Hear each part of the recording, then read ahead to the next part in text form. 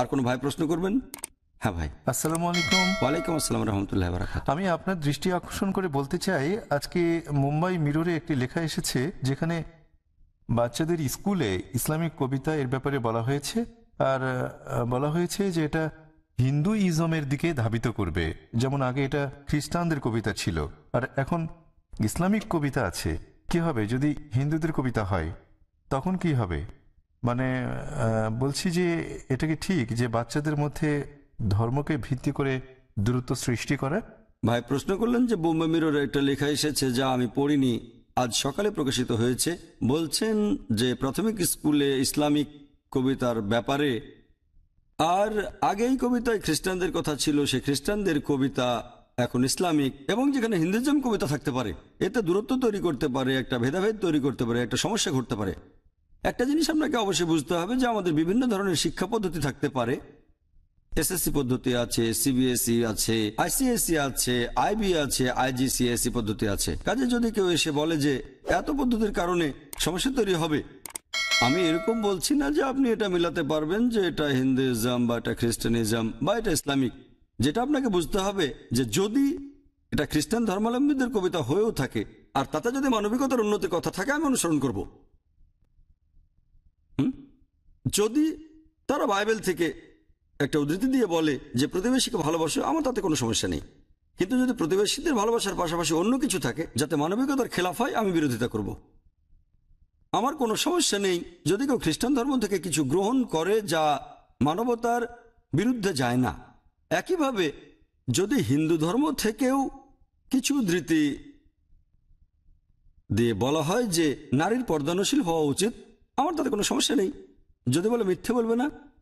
যদি কেউ হিন্দু ধর্মের কোনো কবিতা পাঠ করে এবং সেটা যতক্ষণ না মানবতার বিরুদ্ধে যায় অথবা আমাদের সৃষ্টিকর্তা আল্লাহ সুবহানাহু ওয়া তাআলার বিরুদ্ধে না যায়, আমাদের কোনো আপত্তি নেই। একইভাবে যদি কেউ ইসলাম ধর্ম থেকে কিছু গ্রহণ করে যা কবিতা পাঠ করেও শিশুটিকে আদর্শ মানুষ হিসেবে গড়ে তোলে, তাহলে সেটাই গুরুত্বপূর্ণ।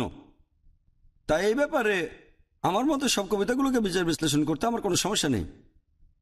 এখন যেহেতু আমি সব ধর্মেরই ছাত্র, তাই আমি পড়েছি খ্রিস্টান ধর্মগ্রন্থ, হিন্দু ধর্মগ্রন্থ, ইসলাম ধর্মগ্রন্থ এবং অন্যান্য ধর্মগ্রন্থ।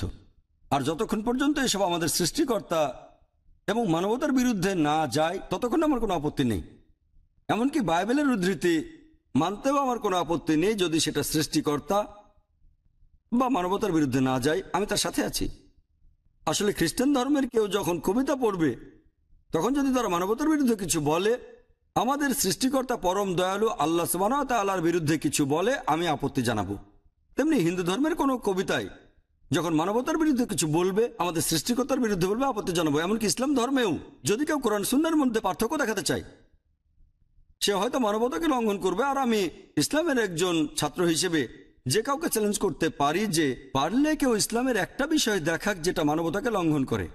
এখন কিছু নব্য মুসলিম আছে যারা না জেনে এমন কিছু করছে যার উল্লেখ কোরআনে এবং সহিহ হাদিসে নেই, যা হয়তো মানবতার বিরুদ্ধে যায়। এসব মানুষেরা ভুল করছে, তাদের বন্ধ করা উচিত। তাই আমাদের মনে রাখতে হবে যে যে কবিতাগুলো স্কুলে শেখানো হচ্ছে সেগুলো তাদের আদর্শ মানুষ হিসেবে গড়ে তুলছে কিনা, সেটাই গুরুত্বপূর্ণ। এখানে আমাদের কোনো পার্থক্য নেই। আপনি যদি সকল ধর্মের আসল